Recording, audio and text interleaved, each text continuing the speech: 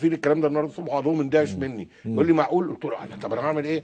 قلت له انا عايز دعوه مكتوبه واجنده واضحه واخد بالك قدام الراي العام وحوار مكشوف متشاف مكشوف امام الكاميرات. ده كلام ممتاز. وما عنديش ثقه كمان في ان انا هستخدم في موضوع انا قلقان منه. ليه؟ انت عارف الموضوع ده بدا بايه؟ ده اللي يزيد قلقنا بقى. الموضوع ده اول بيان صدر عن رئيس الجمهوريه، انا حزين ان انا هقول الكلام اللي بقوله ده والله، ومش قادر اقوله مش قادر اصدقه. اول بيان يصدر عن رئيس الجمهوريه يقول ان الرئاسه حريصه على ارواح المختطفين والخاطفين. الرئاسه حريصه على اصوات الخاطفين، على ارواح الخاطفين. الخاطفين هي الرئاسه ايه؟ هو الرئيس نسي في لحظه ان هو رئيس جمهوريه مصر العربيه مش عضو جماعه الاخوان؟ ده كلام يطلع عن جماعه الاخوان ايام زمان لما كان يبقى في عركه بين السلطه المصريه واخد بالك وبين جماعه جهاديه سلفيه في سينا، فيطلع الاخوان يقدموا نفسهم كوسيط، يقول لك احنا طرف وسيط بين الاثنين. يطلع بيان عن رئاسه جمهوريه مصر العربيه يقول انا حريص على ارواح الخاطفين والمختطفين. طب انت عايز يطلع يقول ارواح المختطفين فقط؟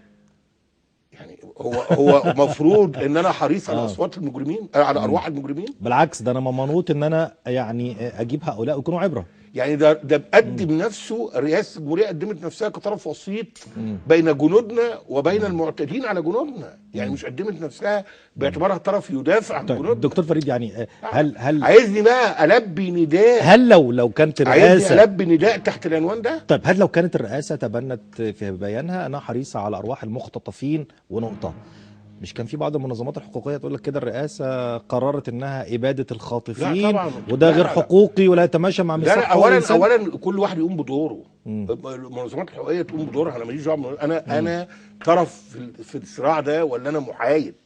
يعني انا النهارده الواقعه اللي حصلت في سينا دي انا فين منها؟ انا فريد زهران وانا الحزب المصري الديمقراطي الاجتماعي، انا فين منها؟ انا في الوسط؟ انا وسيط؟ انا هتفاوض في لا، ما انتش وسيط. انا مع جنودنا. بالعكس، ده انا هجيلك دلوقتي في موضوع الوساطه ولا انا مع ولا جنودنا. المواجهه. الرئيس تعامل مع الامر كما لو كان عضو بالاخوان وليس رئيسا لجمهوريه مصر العربيه. طيب سؤالي، وبالتالي اعتبر نفسه وسيط بين الجماعات الجهاديه والجيش المصري. طيب